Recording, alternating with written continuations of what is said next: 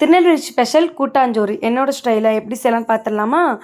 அதுக்கு நான் 1 கப் அரிசிக்கு 3/4 கப் துவரம்பருப்பு எடுத்து நல்லா மிக்ஸ் பண்ணி விட்டுட்டு 3 தண்ணி ஊற்றி நல்லா கழுவி எடுத்துக்கிறேன். இப்போ நல்லா கழுவிட்டு ஒரு 1/2 ஹவர் ஊற வச்சு எடுத்துக்கலாம். இப்போ குக்கரை ஆன் பண்ணிவிட்டு 1 கப் அரிசி பருப்புக்கு 2 கப் அளவுக்கு தண்ணி சேர்த்து ஊற்றிக்கலாம். அதோட 1 டீஸ்பூன் மஞ்சள் தூள், 1 டீஸ்பூன் தூள் உப்பு சேர்த்து நல்லா மிக்ஸ் பண்ணி விட்டுடலாம். இப்போ வெஜிடபிள்ஸ்க்காக கத்திரிக்காய், மாங்காய், உருளைக்கிழங்கு, முருங்கைக்காய், வெங்காயம், தக்காளி, கேரட், பீன்ஸு, அவரைக்காய், பச்சை மிளகாய் எல்லாத்தையுமே கட் பண்ணி வச்சுருக்கேன். இப்போ மசாலாவுமே எடுத்து வச்சுக்கிட்டோம். இப்போ நல்லா சாப்பாடு அரிசியும் பருப்பு நல்லா கொதிச்சு வரும்போது கட் பண்ணி வச்சுருக்கிற எல்லா வெஜிடபிள்ஸுமே சேர்த்துக்கலாம். இப்போ மசாலாக்காக 1/2 டீஸ்பூன் மஞ்சத்தூள், 1 டீஸ்பூன் மிளகாய்த்தூள், 2 டீஸ்பூன் சாம்பார் மிளகாய்த்தூள், 1 டீஸ்பூன் தூள் உப்பு சேர்த்து நல்லா மிக்ஸ் பண்ணி விட்டுக்கிட்டேன்.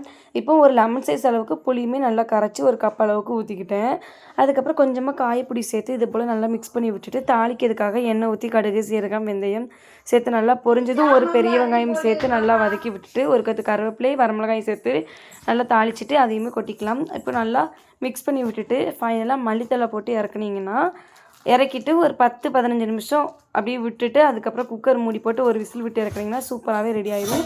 இந்த சாப்பாடு நல்லா குழஞ்சி வச்சா அவ்வளோ டேஸ்ட் அண்ட் சூப்பராகவே இருக்கும். நீங்களும் கண்டிப்பாக இது போல் ட்ரை பண்ணி பாருங்கள். நாங்கள் சித்திரை பௌர்ணமி அன்னைக்கு எங்கள் ஊர் சைட்லலாம் நிலா சோறு இப்படி தான் நாங்கள் சாப்பிடுவோம்.